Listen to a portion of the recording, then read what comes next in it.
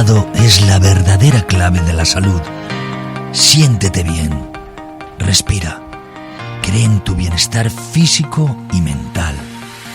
Disfruta cuidándote. La salud empieza en ti. La salud empieza aquí.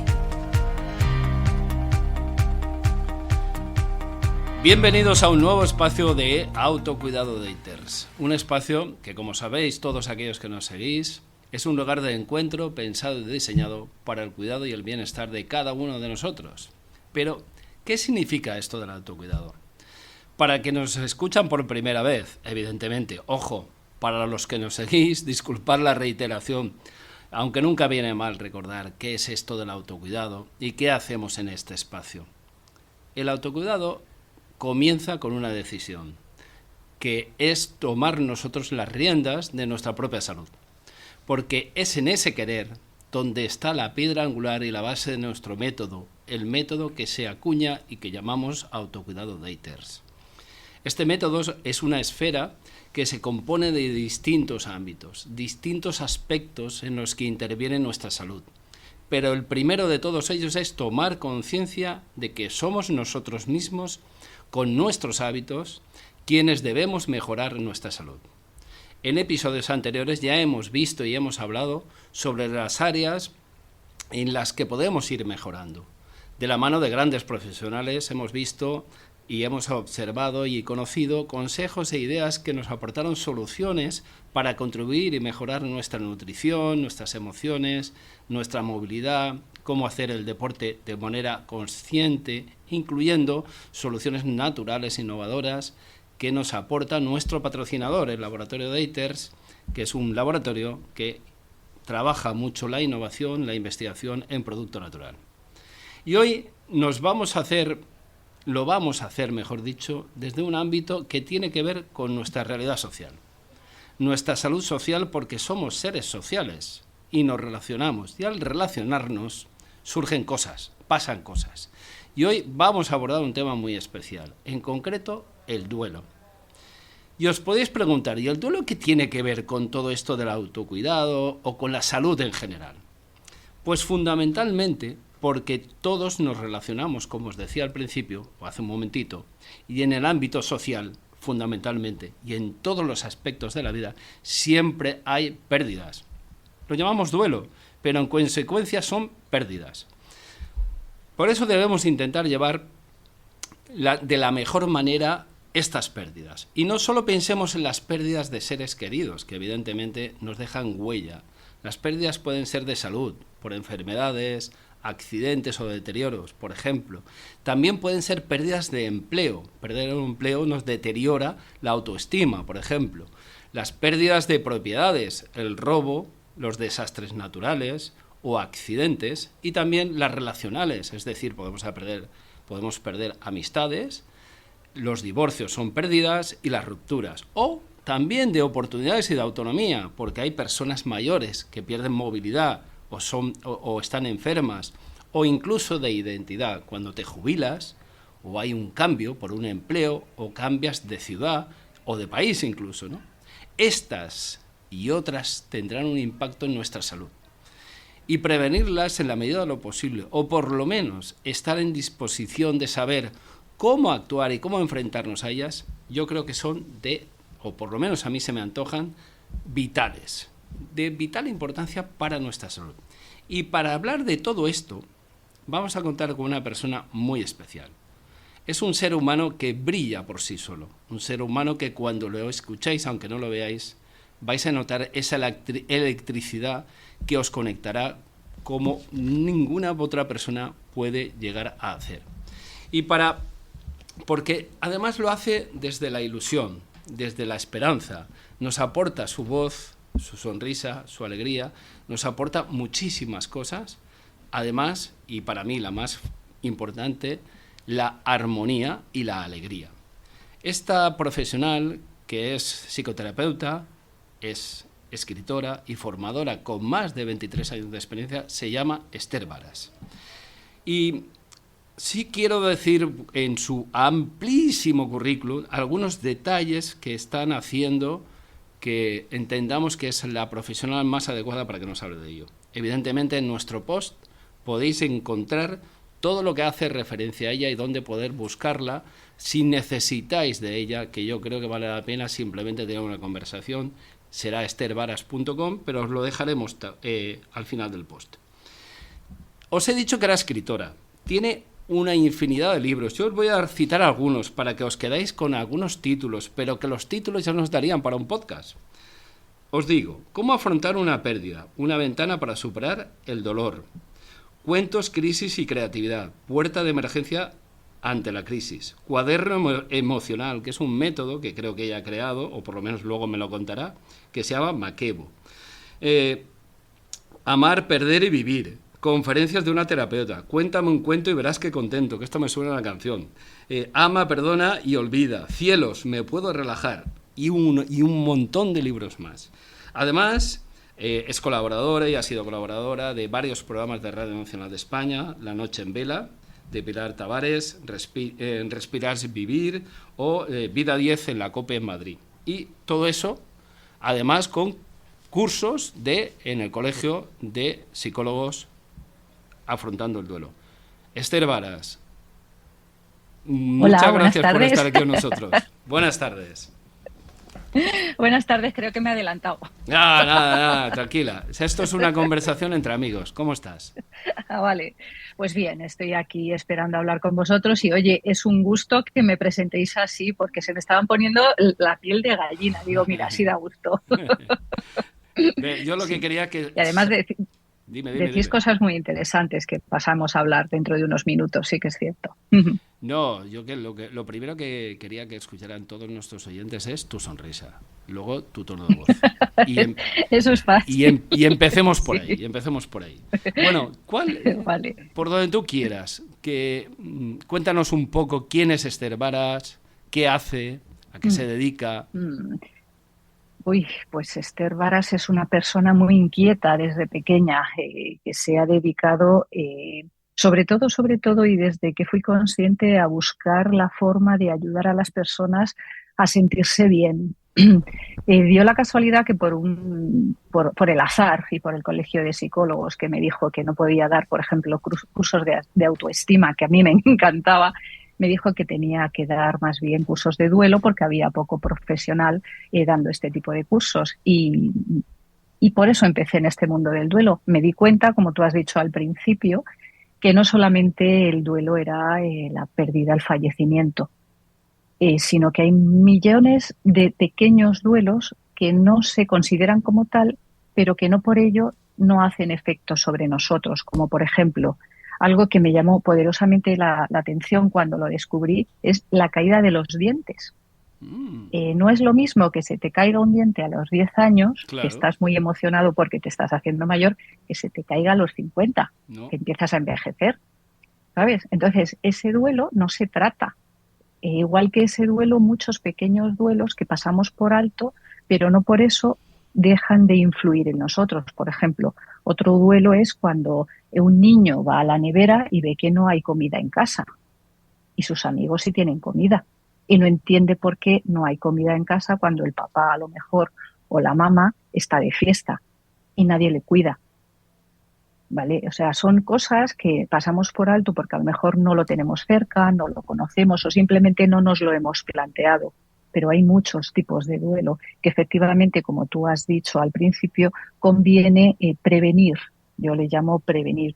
Vosotros habláis del autocuidado, que es verdad, pero a mí me gusta la palabra mucho prevenir porque al ser consciente de una situación y tomar conciencia, tomas una actitud determinada y entonces puedes cambiar muchas cosas en el ámbito de tu vida. Entonces Esther, cuando se dio cuenta de todo eso, no te creas tú que era yo muy joven, ya tenía yo mis añitos, más de 30, pues resulta que pues me dediqué a estudiar todo tipo de sabiduría, me daba igual si era de Oriente, de Occidente, me daba igual, cómo la gente se sentía mejor, por qué dentro de una sociedad había personas felices y personas no felices, por qué en el pueblo nubio, por ejemplo, que tuve la suerte de visitarlo, esos niños que no tenían ni zapatos tenían un brillo de felicidad en los ojos que era envidiable. Yo quería eso, quería saber cómo se llega a todo eso. Entonces seguí estudiando, yo no terminé la carrera ni en los máster, yo seguí estudiando hasta el día de hoy para investigar cuál es el secreto de ese cuidarnos o autocuidarnos para encontrar esa felicidad que para unas personas puede ser un equilibrio, una armonía, para otros puede ser algo material, en fin, cada uno que se resuelva ese tema, ¿vale? Porque yo ahí no voy a entrar, pero sí por lo menos alcanzar ese equilibrio y esa pequeña felicidad que podemos llegar a manifestar desde nuestro interior para que los demás lo vean y podamos compartirlo. Entonces, como me llamó tanto la atención todo eso, pues seguí investigando, me metí en muchos cursos, empecé a leer muchas más cosas. Tuve la suerte, como tú has mencionado, de trabajar con Pilar Tavares por la noche en Radio Nacional de España, pues atendiendo a aquellas personas que para mí deberían de estar durmiendo a la 1 de la mañana, pero chico, pues no se dormían, pues por sus motivos también. Entonces, oye, pues les ayudaba. Entonces nos echábamos al final unas risillas después de pues contarle la solución a sus problemas. Y la verdad es que fue una época muy bonita porque me di cuenta del poder de las ondas muchas veces que llega a muchas personas que a lo mejor por por motivos muy personales están en casa, no se comunican con nadie y tienen una vía de escape o escuchan o leen o hacen algo para salir de todos sus problemillas, ¿vale? O sus duelos enquistados. Y entonces he seguido hasta el día de hoy, que sigo trabajando, sigo investigando, sigo aprendiendo de toda persona que se me cruce en mi camino y sobre todo de mis pacientes, a los que adoro porque son los campeones todos. Y esa soy yo. Entonces, todo lo que conozco lo transmito. ¿Cómo? A través de los cursos, a través de los libros, porque los libros, aunque has hablado de ellos y es verdad que son unos cuantos, porque claro, yo no me di cuenta hasta que alguien no me lo dice, ¿no? Porque tú vas escribiendo, oye, y hombre, no son como churros, a ver si me entiendes, ¿no? Pero tú tienes un trabajo de investigar, pensar, experimentar y luego plasmarlo en un libro. Sí, Entonces, todas las teorías... Perdona, porque escribir un libro tiene una intensidad y una profundidad y un calado reflexivo de mucho órdago, ¿no? Me gusta hacer esto, claro. este hincapié o este inciso en tu conversación precisamente por eso, porque un libro refleja tu reflexión y tu experiencia, ¿no? De algún modo, ¿no? Claro, porque todo es como el resultado de 1, 2, 3 años investigando. Claro. Tú tienes un propósito, porque tienes que tener algo, tienes que saber qué quieres contar. En mi caso es cómo puedo ayudar. Entonces yo investigo y lo que hago es que la teoría de todas esas investigaciones, de todos esos libros y todos esos expertos, yo los transformo en un ejercicio práctico que puede ser de reflexión, de meditación o de visualización, dependiendo de la persona. Claro. Y entonces con ello, debido a esa base teórica, por ejemplo, yo sé que tú, si estás triste, lo que vas a hacer es generar la hormona cortisol. Eso te hace estar más triste todavía, pero también sé que la alegría se produce debido a la hormona de la serotonina. Pues lo que hago es buscar situaciones que te hagan sentir bien y en un día de depresión, por ejemplo, que estás tirado y que no te apetece muchas veces ni vivir porque es así, ponte una película de risa. Claro. Eso va a hacer que por lo menos cambies el foco de atención. Si cambias el foco de atención, ya sales de tu propio pensamiento y a lo mejor incluso te ríes un poco, ya estás segregando serotonina. Entonces, tienes que tener una base teórica, pero luego lo puedes hacer físico y práctico. Entonces, ¿qué es lo que yo enseño en consultas?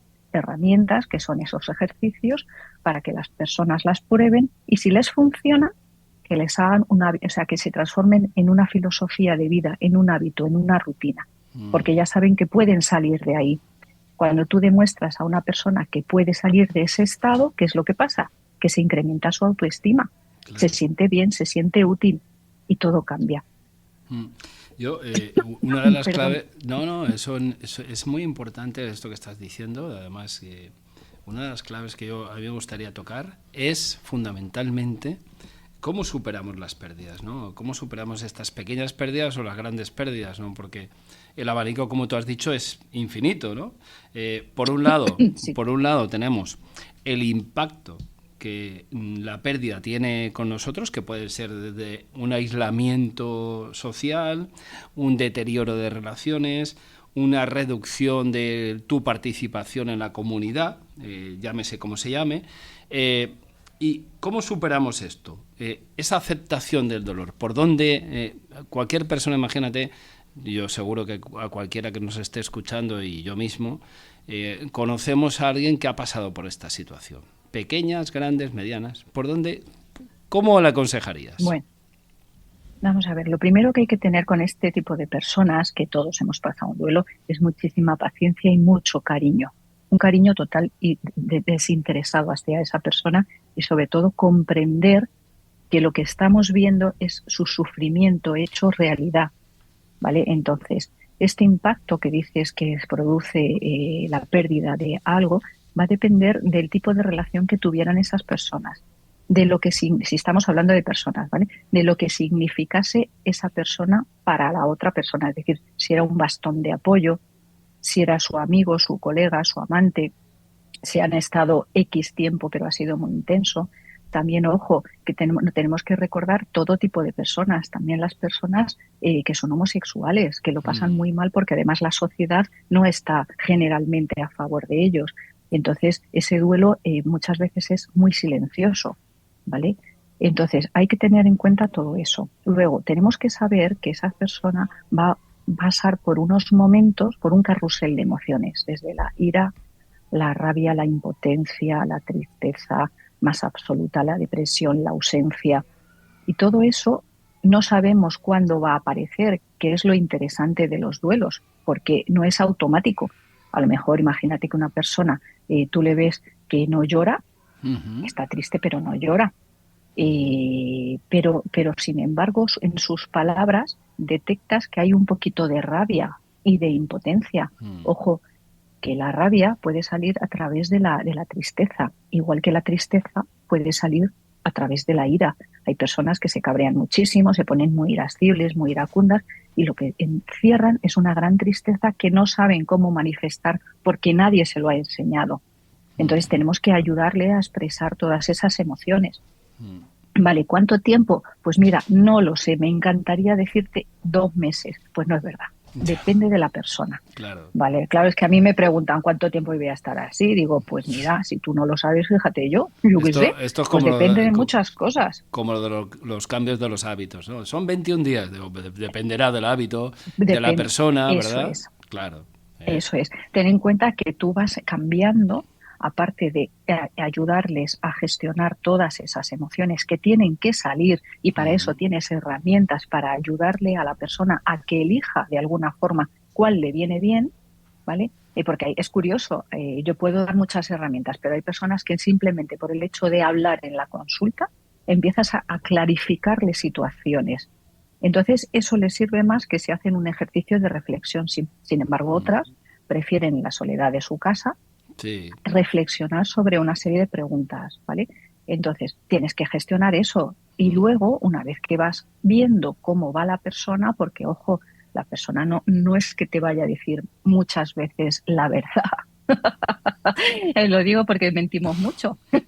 No, y a veces hasta nos automentimos a nosotros mismos, ¿eh? O sea, nos mentimos nos da vergüencita decir la verdad. Y más en nuestro país. Sí, más que nada para que no nos juzgue, en este caso, el terapeuta. Correcto. ¿Vale? Entonces, bueno, nosotros tenemos que ver eso, pero eso lo vemos a través de la expresión no verbal. Cómo se comportan, qué gestos tienen, cómo te miran, si te miran, cómo van andando, si son erguidos, si van encogidos, cómo mueven las manos, qué colores utilizan en las prendas, si son oscuros, si son claros, si te miran directamente a la cara, si te están mirando para otro lado. Todo eso va añadiendo información para que tú sepas cómo va la persona. Entonces, cuando ha pasado ya lo más duro, que suelen ser las primeras etapas, ¿vale? Luego empezamos a buscar cómo socializar, qué pasa con las labores del día a día, quién las está haciendo, cuál es su red de apoyo, porque todos nos centramos en las emociones, pero te digo una cosa, cuando alguien se queda solo, hay que ir a la compra, hay que limpiar la casa, Claro. Hay que fregar los cacharros y eso no se tiene en cuenta. Entonces hay que preguntar si hay alguien que ayude, si no hay alguien que ayude, ayudarle a buscar si tiene hijos, si no tiene hijos. Todas esas pequeñas acciones que nosotros damos por supuesto porque no estamos en la misma situación, para estas personas a veces es un mundo. Uh-huh. Eso si no están enfermos. Claro, porque si claro. están enfermos, añadimos más problemillas. Efectivamente. ¿Vale? Entonces, todo este compendio de cosas, al mismo tiempo que tú estás ayudando a superar ese duelo, lo tienes que abordar, a ver qué red de apoyo tiene. Si son cercanos, si no son cercanos, si se puede meter en algún centro para socializar. Buscamos centros, casas de cultura o cosas de estas. O si no, actividades. ¿Qué actividades le gusta? Siempre te van a decir, pues no me gusta nada, me aburro mucho. Y dice, vale, venga, pues vamos a empezar con qué hacías cuando eras pequeño. Vamos a ver cómo te distraías. Hijo, vamos a empezar por ahí. Entonces empiezas por la infancia y empiezas a recordar, coges álbumes de recuerdo, empiezas a hacer que hable, que transmita cosas, que muchas veces eso es lo que va soltando y tú te vas haciendo una idea de qué papel jugaba la persona, si estamos hablando de una persona que ha perdido. Y entonces, ¿qué pasa? Que tú sigues trabajando y empiezas a poner pequeños retos, pequeños objetivos semanales. Ni esto que dices, pues es que me voy a comprar una casa, no sé qué, que sí, que todo eso está muy bien, pero a la hora de pensar te angustias y no llegas a ningún lado. Claro. Entonces hay que empezar por objetivos más pequeños a corto plazo, que a corto plazo puede ser de día en día. Ojo, que un objetivo muchas veces es levantarme por las mañanas y hay que ser muy prudente con eso. Sí, algo tan porque básico, hay personas, ¿verdad? Como cualquier ser humano lo vemos como algo tan normal y tan cotidiano que no le damos importancia. Eso es. Lavarte la cara, ir al servicio y levantarte por las mañanas. Pero fíjate, y otra cosa que yo te decía, porque este es evidente, pero imagínate que, como me contaba hace poco un amigo, que me decía que lo habían intimidado porque habían entrado en su casa. Y ya, aparte de la pérdida física que pueda tener, es la intimidación que esto le conlleva, ¿no? Porque, claro, ya no se vuelve a sentir seguro ni en su casa. Esto, en el fondo, es otro duelo, ¿no? Otra pérdida, porque ¿qué hace? ¿Cómo afrontar estos temas? Claro, es una pérdida, pero además es una violación de tu espacio personal. Correcto. ¿Vale? Entonces, eso es muy duro. ¿Por qué? Porque lo que tenemos que trabajar ahí es primero ver cómo puedo reforzar esa seguridad de fuera de mí, ¿vale? De mi entorno. ¿Qué puedo hacer para mejorarla? Eso para empezar. Y hacer unos ritos, es decir, pues ver, no sé, a lo mejor tienes que poner 2 cerrojofat o tienes que poner no sé qué en las ventanas, vale, depende de cómo haya sido el tema. O también aprender a no abrir la puerta a todo el mundo, claro. No ser tan confiado, ¿vale? Pero luego, a través de la visualización, se me está ocurriendo, ¿vale? Porque casos así en consulta no he tenido, pero sí que los conozco.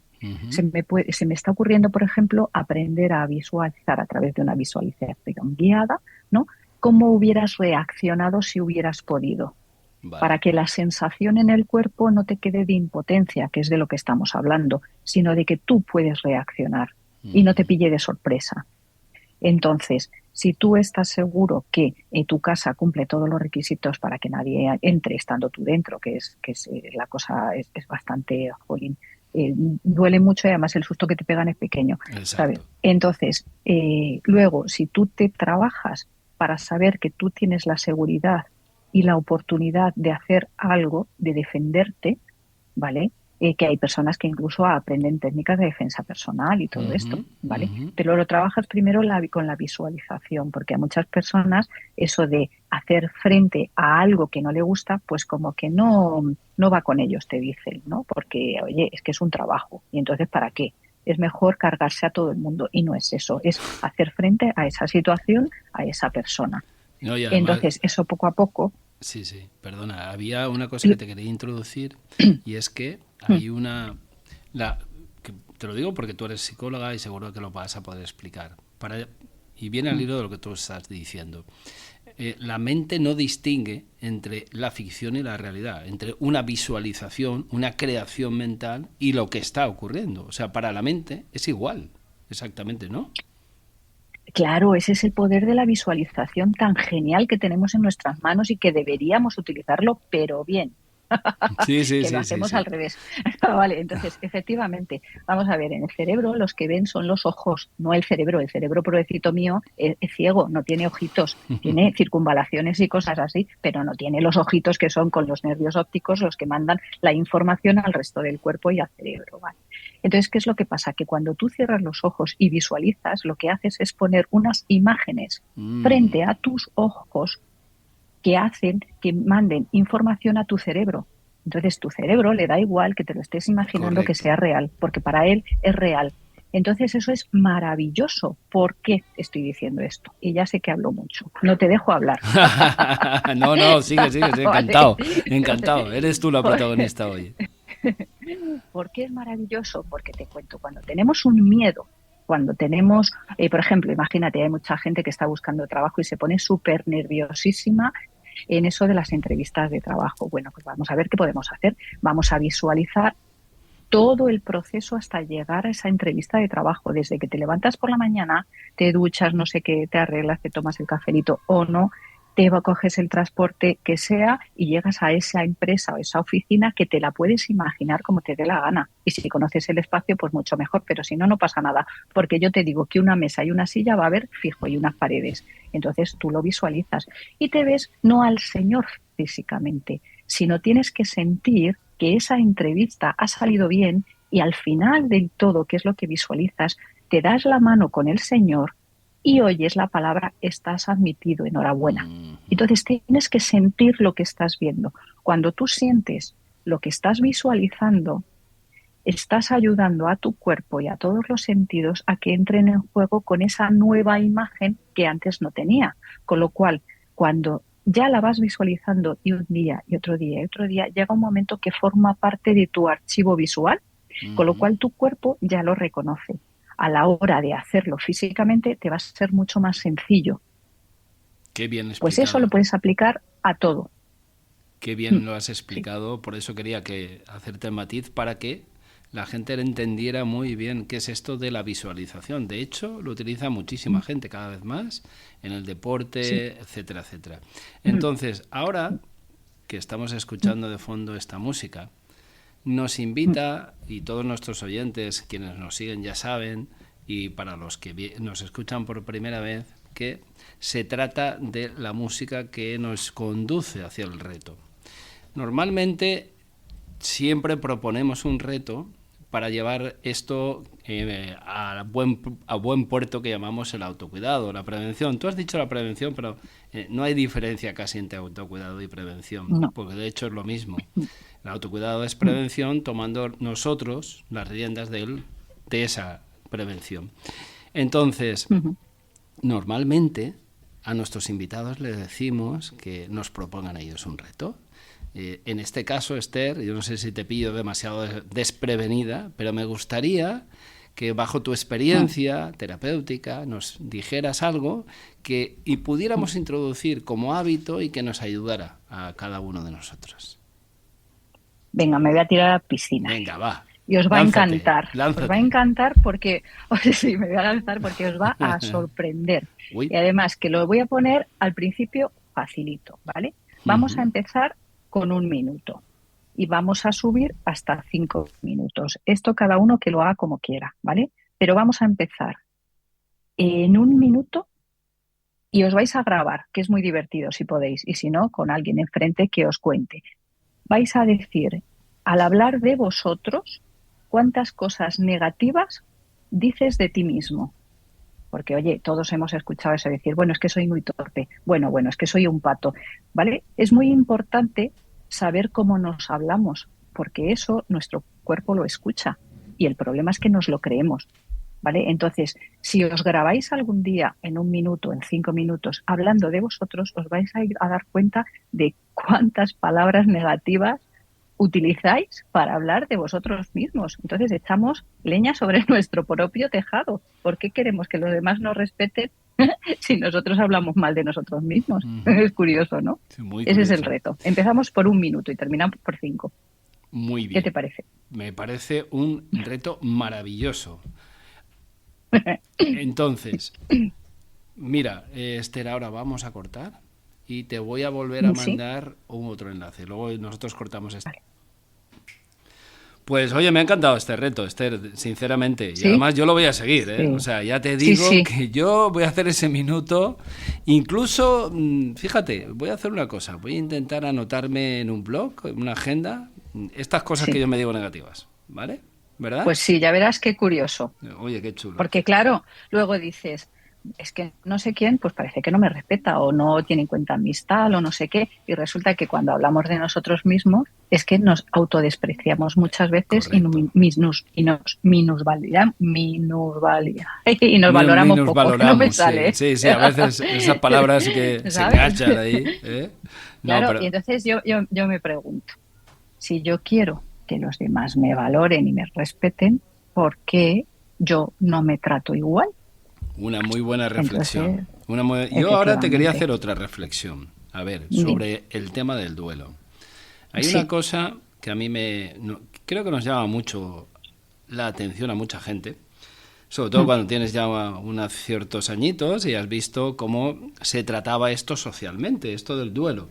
Porque yo recuerdo que había un respeto, había unos tiempos, había unos momentos y esos tiempos, esos momentos y ese respeto por la familia, yo creo que se ha perdido o se está perdiendo. No sé si es una involución, si es una evolución, no sé exactamente cómo definir todo esto, o si es que el cambio nos ha provocado que perdamos sensibilidad cuando de algún modo lo que estábamos haciendo es reagruparnos todos cuando hay un duelo y sentirnos pues acompañados, ¿verdad? ¿Tú qué piensas sobre esto? Pues mira, yo creo que lo que se está perdiendo son los valores tradicionales, los que sujetaban la familia, no ya la sociedad. Pero hay ciertos valores que no se deberían perder y uno de ellos es el respeto a los mayores. Y en el respeto entra el velatorio, el despedirte de esa persona que ha sido importante o que ha aportado algo, ese respeto por la vida que ha llevado. Eso no se transmite porque hay mucho miedo, hay demasiado miedo y no se valora la vida. Yo no sé desde cuándo, no sé si es por la globalización o por la situación económica que hay en otros países donde la vida no se valora porque no vale nada. Eso nos estamos contagiando de todo eso. Entonces parece que cuando hay un muerto, ¿qué más da? Si total, uno más, ¿sabes?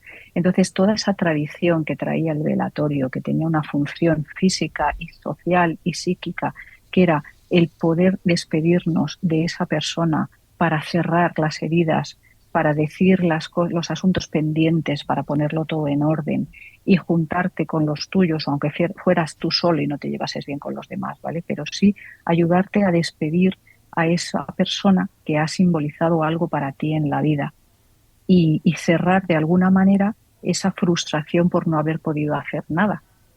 El duelo también y el velatorio tenía la función, por lo menos antes, social, de que al estar alguien en duelo, se le permiten ciertas actitudes de estar en duelo, como por ejemplo llorar, pegar gritos, no hablar, aislarse y demás. Todo eso hoy en día yo creo que se está deteriorando muchísimo, pero es por lo que te digo, porque creo que hay personas que no valoran la vida en sí. Y entonces nos deberíamos de plantear no solamente qué está pasando con eso, voy un poquito más allá de un tema que yo creo que es muy preocupante, que es el alto nivel de suicidios entre los jóvenes. Muy importante esto. ¿Por qué la gente se suicida tan joven? ¿Tan poco valor tiene la vida o es lo único que ellos creen que pueden manejar? Entonces, es muy complicado, pero creo que si volviéramos un poquito a la tradición, al origen de por qué surge un velatorio, por qué hay que despedirse de esa persona que ya no está, por qué tenemos que permitirnos llorar, como cada uno como sepa, ¿vale? Pero llorar delante del fallecido, no reunirnos con la familia y decir no pasa nada, no te preocupes, tienes más hijos, no le des importancia, o simplemente hablar de los últimos iPhone que han salido, ¿vale? Como yo he escuchado el partido de no sé qué equipo de fútbol. No, vamos a ver, el velatorio es un proceso y es una situación donde tú estás cerrando asuntos pendientes con aquella persona que ya no vas a volver a ver. Y a nivel psíquico es muy importante porque estás poniendo ese dolor y esa emoción en un sitio a nivel mental, a nivel psíquico, para darte cuenta que no le vas a volver a ver. Si no, una pregunta que lanzo yo aquí, interesante. ¿Qué pasó en pandemia con todas aquellas personas que fallecieron y no tuvieron duelos ni entierros? En eso mismo La estaba gente, pensando yo ahora.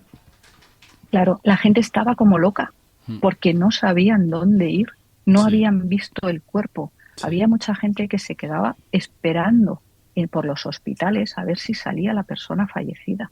Es muy duro porque al no ver el cuerpo, tú no materializas esa muerte, Claro. tienes la esperanza que va a aparecer. Sí. Entonces, el rito del velatorio tiene una función psíquica muy importante que nos la estamos dejando pasar, porque ¿cuánta gente conocéis que cuando estamos en un velatorio no entra a despedirse del cuerpo presente? Sí. No, no, es que yo no lo quiero ver. No, Se no, es queda que yo, fuera, se queda perdona, fuera. claro, es que tú estás ahí para despedirte, ¿cómo que no lo vas a ver? Sí, Hombre, sí, no le sí. vas a hacer una foto, entiéndeme, Hombre, ni le claro. vas a ver cómo la han dejado, Sí, entiéndeme, pero sí. sí es una señal de respeto el despedirte de aquello, de aquella persona que fue. Y eso se está perdiendo, porque nos perdemos en muchas cosas que actualmente no son importantes, pero les damos demasiada importancia. Y estas tradiciones que surgen por algún motivo, como no leemos, porque hay que leer, ¿sabes? Y porque no nos gusta la historia, pues no investigamos por qué salen los ritos, o sea, los velatorios. Es que a nivel mundial, en todas las culturas, desde el hombre del neandertal, tienen una función. Fíjate, y aquí esto ya, pues si me tengo que callar, me lo dices, ¿vale? No, Porque no, a mí no, me no. gusta esto. Estoy súper atento porque me está interesando tanto. Yo creo que a todos nos interesa muchísimo esto que estás contando. Además, te invito a que continúes porque es muy, muy, muy interesante. Mira, en el hombre del neandertal es curioso porque si veis el Museo de Ciencias Naturales de Madrid, y yo no sé si hay en otros sitios, ¿vale? Me lo vais a perdonar, pero veis las diapositivas, y los enterramientos se hacían debajo de la casa donde vivía la familia. Es cierto. Se hacía una especie de redondel, de hoyo, se Ujú. enterraba la persona vestida con sus aperos de caza y unos recipientes para el agua y todas esas cosas, porque no se tenía concepción de la muerte, sino del sueño eterno. Ujú. Pensaban que las personas que de repente se desplomaban es que se habían dormido por algún motivo que ellos no conocían. Les dejaban allí enterraditos con sus cosas por si se despertaban cuando no estaba la familia en casa, querían salir a cazar y comer. Entonces le llamaban el sueño eterno. Ellos no tenían concepto de muerte, no era algo negativo, pero sí estaba con la familia. Y de vez en cuando la familia bajaba a echar un vistazo a ver si se había despertado y se había pirado el señor, ¿no? O la señora. Que claro, vosotros imaginaros lo que se encontraban, pero como Claro, tampoco lo entendían, claro. pensarían, este se ha quedado dormido y Sí, se ha descompuesto, se pues ha ya está, compuesto. ¿vale? Aquello empezó a evolucionar hasta que se hacen todos los ritos dependiendo de las culturas, pues se hace un rito para despedirte. Hay unas culturas súper interesantes que yo me quedo alucinada porque no me acuerdo, son por una isla de Hawái, por ahí, que lo que hacen es momificar al muerto y van a una montaña donde están representadas los balcones de las casas. Les sientan vestidos con sus ropas como si estuvieran viendo el panorama que hay. Y entonces están esperando que el alma, cuando regrese, se encarne, como hacían los egipcios. Ujú. Entonces es muy curioso porque hay una zona que parece que hay personas, son muñecos, o sea, son señores muertos y señoras y niños embalsamados, vestidos, haciendo cosas, o sea, sentados, como hablando. Eso es muy curioso, ¿no? Entonces, claro, según vas viendo otras culturas, por ejemplo, la cultura hindú es otra cosa súper curiosa, que ellos tienen el velatorio como en los pueblos antiguamente en España, ¿vale? Que tenías el muerto en casa y toda la familia alrededor y tal. Bien, estos pensaban que es que se le había metido un espíritu maligno en el cuerpo y le había hecho morirse. Entonces, para que no pasara al reino de los cielos con el espíritu maligno, cogían unas ramas de árbol, le zarandeaban al muerto, pobrecito mío, dándole una paliza, y soltaban nombres de espíritus que ellos pensaban que eran malignos para que salieran del cuerpo. Hacían un boquete al lado de la puerta en la casa para que en lugar de salir por la puerta saliera por la pared, porque sabéis que las puertas en las casas tienen muchos significados. Es donde entra la luz, donde entra lo bueno, ¿vale? Entonces lo malo no puede salir por el mismo sitio que ha entrado lo bueno. Claro. Esto salía por un agujero que hacían en la pared. Y luego ya se desgarraban las ropas, no sé qué, gritaban, tal. Pero son ritos que si tú lo analizas desde el punto de vista psicológico, lo a gusto que se quedaban todas estas personas era tremendo, porque hacían todo lo posible por ayudar a este señor, a este muerto, y al espíritu sobre todo, para que fuera al más allá. Oye, ¿has escrito algún libro sobre este tema? Yo creo que sí. ¿Sí? Espérate. Pues espérate, yo creo que en el último último tocas una este pérdida. Tema. Oye, pues sí, yo le invito a todo el mundo que lo lea, porque me estás dejando anonadado, ¿eh? Me encanta el tema, el vello ya se me ha erizado totalmente y estaba súper atento, porque yo creo que como todos los oyentes, ¿no? Es un tema que antes o después tenemos que afrontarlo, y si no lo hemos afrontado ya, la mayoría, yo creo. Y hay otra cosa, yo creo que con esto podríamos casi cerrar el círculo del programa, y te dejo que lo cuentes, pero tiene que ver con lo que estábamos hablando ya. Porque hay un paso previo a este duelo que estamos hablando. De hecho, hay libros que se han escrito. Recuerdo el libro tibetano de los muertos, ¿no? Que la medicina oriental y toda la filosofía oriental hablan y describen muy bien, ¿no? Pero hay un proceso en el cual te tienes que despedir, que es justo en el momento del fallecimiento, cuando se expira el alma o la energía o algo se nos va, ¿no? Como dice el refrán, ¿no? Ese es un momento muy importante. Tú lo abordas, tú lo has tratado, tú lo has escrito sobre él. ¿Qué me puedes contar sobre esto? Yo a fondo no lo he tratado, pero sí que lo conozco, porque es verdad que cuando somos energía, vamos a partir de ahí, porque para todo hay que saber de dónde parten las cosas, cuál es la historia de todo esto. Vale, igual hemos estado hablando antes de la historia del rito funerario, que tiene su porqué y su para qué. Esto también tiene su historia. Nosotros somos energía. Sabemos que la energía ni se crea ni se destruye, sino que se transforma. Cuando la energía de un cuerpo abandona el cuerpo porque ya está deteriorado y ya no puede seguir vivito, porque, claro, las edades, o sea, el cuerpo no estaba diseñado para vivir 90 años, pero lo hacemos a la fuerza y, claro, ahí vamos estirando, ¿sabes? Y, claro, al final el cuerpo se deteriora bien. Pero el alma, la energía sigue ahí. Entonces, el último suspiro que le llaman a esto que estás contando tú es cuando realmente la persona de repente lo ves que hace y suelta el último respiro. ¿Vale? Eso es muy importante porque también lo llaman el hálito de vida, ¿vale? Es muy importante porque es el momento en que el alma abandona el cuerpo y pasa a otro plano. Esto hay personas que creen en ello y personas que no creen en ello, pero lo que está claro es que hay una diferencia entre un cuerpo con vida y un cuerpo muerto. El cuerpo con vida está calentito, pues el cuerpo que está muerto es un frío marmóleo. ¿Vale? Entonces, hay personas que para ellos es muy importante estar en el último aliento, porque es como una despedida. Había en otras culturas que, por ejemplo, se dedicaban a captar ese último aliento, ¿vale? Lo aspiraban y era como seguir ese alma, esa persona, el ente con ellos, dentro de ellos. Eso era muy curioso también, ¿vale? Pero claro, aquí en nuestra cultura occidental, a ver cómo lo digo, para no hacer daño. Para no ofender a nadie. No, eso. Parece que no nos gusta ver eso. Ya. Entonces, la persona suele estar en el hospital y suele estar sola.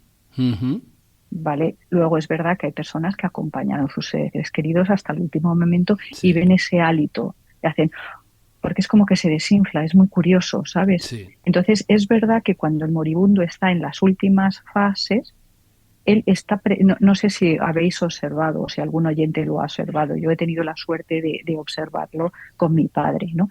La cara les cambia, ponen una pequeña sonrisa, es curiosísimo. si están tranquilos, ojo, si no tienen miedo y todas estas Claro, cosas, ¿vale? claro, Pero claro. cuando están tranquilos, de repente esbozan una sonrisa y echan el último hálito. Entonces, yo tengo la sensación que lo que hacen es ver a su familia del alma, a su familia de energía, que generalmente suele recoger, también lo dicen los budistas, a esa otra energía y llevárselo para acompañarle, para que no se sienta solo. Entonces, es curioso porque las personas moribundas, al final, tienen esa sensación de paz y de medio sonrisa. Entonces se quedan muy tranquilos. Entonces es muy importante Me eso. encanta sobre todo de finalizar con un halo de esperanza para que enlacemos que la vida y la muerte es una línea continua, que no tiene ni principio ni final, que todo continúa. Esther, de verdad, ha sido un placer estar contigo. Me hubiese encantado tener 5 horas para... Seguramente te hubiese hecho muchísimas más preguntas. Yo creo que todos nos quedamos con ganas de una segunda oportunidad y de Pues seguir nada, aquí sabiendo de estoy. ti, de verdad. Yo agradeceros a vosotros vuestra paciencia y, por supuesto, por contar conmigo. Es un placer siempre hablar de estas cosas que parece que son tabú, que algunas personas no se atreven a hablar Sí. y que es un tema tan doloroso pero tan apasionante porque nos recuerda que lo que tú has dicho, que los seres humanos somos humanos y tenemos emociones, sentimientos y sufrimos y no pasa nada por ello. Se puede gestionar, pero forma parte de la vida. Y entonces, si aprendemos de todo eso, posiblemente tengamos una vida mucho más equilibrada y placentera. Si no aprendemos de nada de eso y nos cabreamos contra todo lo que pasa, el problema va a ser nuestro, porque entonces no vamos a hallar nunca ese equilibrio ni esa paz. Y lo peor es que tampoco lo vamos a poder compartir con nadie. Esther Así que ha sido un Varas, placer. nada, el placer es nuestro, de verdad. Yo lo he dicho al principio, eres una persona que transmites mucha ilusión, mucha esperanza, mucha alegría, conexión. Y todo para todo el mundo, esthervaras.com. De verdad, seguirla, contactar con ella, merece la pena. Es una psicóloga, una psicoterapeuta muy especial, una gran profesional y una buena amiga para siempre.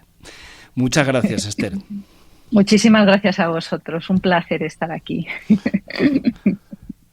Vale, pues ya está. Ya hemos terminado. Yo... Ya vas a hacer tú la finalización, ¿no? No, ya. Lo hago yo otro día y finalizo el programa con más tranquilidad. Esther, oye, me ha encantado. Yo ya lo sabía que iba a ser así.